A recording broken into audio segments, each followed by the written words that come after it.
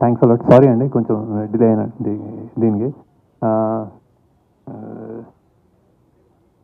Cinema చూసుకుని unwind అవుతున్నాను. అయితే చాలా ఎమోషనల్ టైం నాది యాక్చువల్లీ. ఇది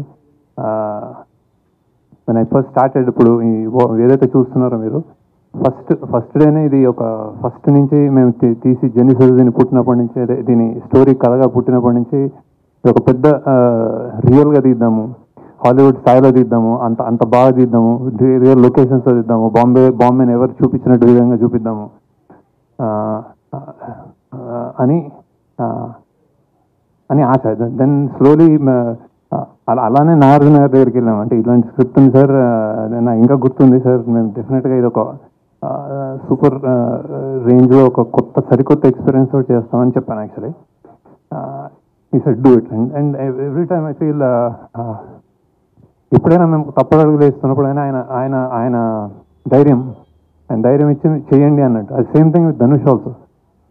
అలానే ఈ జర్నీలో డబ్బులు పెరుగుతున్నాయి, మనకి అవుట్ ఆఫ్ రీచ్ బడ్జెట్ ఎక్కువ అవుతుంది ఇట్లా అనుకున్నప్పుడు కూడా నేను ఎక్కడైనా ఈ కథకి కొంచెం ఏమైనా కాంప్రమైజ్ అవ్వాలనుకున్నప్పుడు మా టీం వాళ్ళు లేదు ఇది గొప్ప సినిమా ఇలానే చేయాలి అని చెప్పిన నా team members, especially Chaitanya Pingali, Suri, Ajay, core people always reassuring that అంటే ఇది సామాన్యమైన సినిమా కాదు యాక్చువల్లీ. అంటే నేను అన్నమాట ప్రీ రిలీజ్కి సరస్వతీదేవి తల చూస్తుంది అనేది దట్ ఈస్ ద ట్రూత్. ఎందుకంటే నేను చేసిన సినిమాలో I think this is the one of the finest and honest and true film.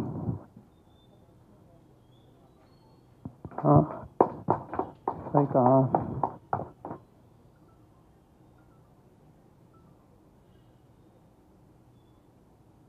నేను చెప్పాను కూడా, అంటే నేను చెప్పిన first shot Dhanush best shot అన్నాను.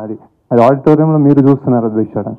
కొంతమందికి అంటే కొన్ని విషయాల్లోకి ఇట్లాంటి సినిమాలు చేసినప్పుడు ఇంత హై అంటే ఇంత కొత్తదనమో ఇంత జెన్యున్గా తీసినప్పుడు ఏమవుతుందంటే లెంత్ ఏదో అంటున్నారు. అంటే నేను ఇందులో లేయర్స్ చెప్పడానికే చాలా లేయర్స్, ఇంకా మీకు తెలియని లేయర్స్ మీరు మళ్ళీ ఇంకోసారి చూస్తే తెలుస్తుందేమో బేసిక్గా.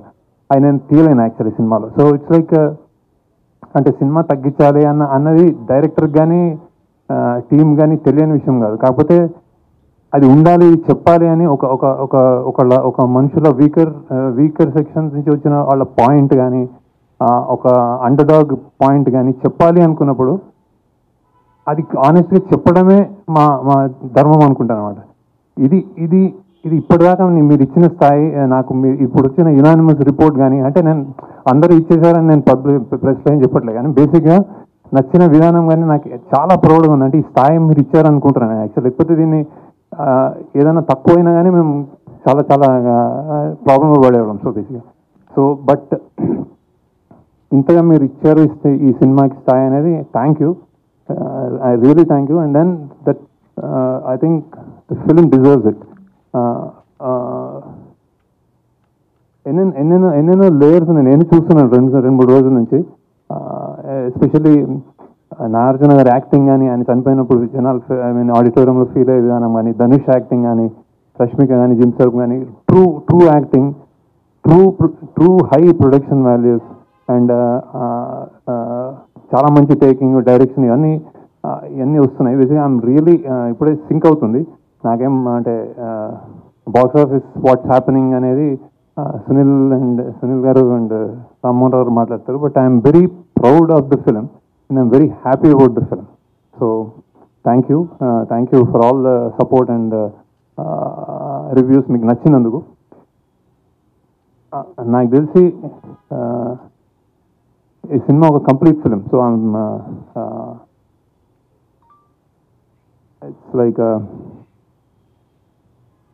మళ్ళీ మాట్లాడతాను, నాకు గుర్తు రావట్లేదు actually. I'm blanking out. So I'm like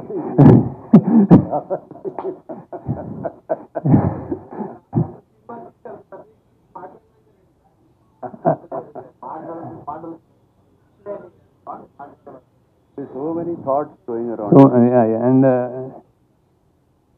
and ఒక 150-200 రూపాయలు ఇచ్చేవాడు కానీ 150 ఇచ్చేవాడు కానీ నాకు రేటు కూడా తెలియదు సరిగ్గా.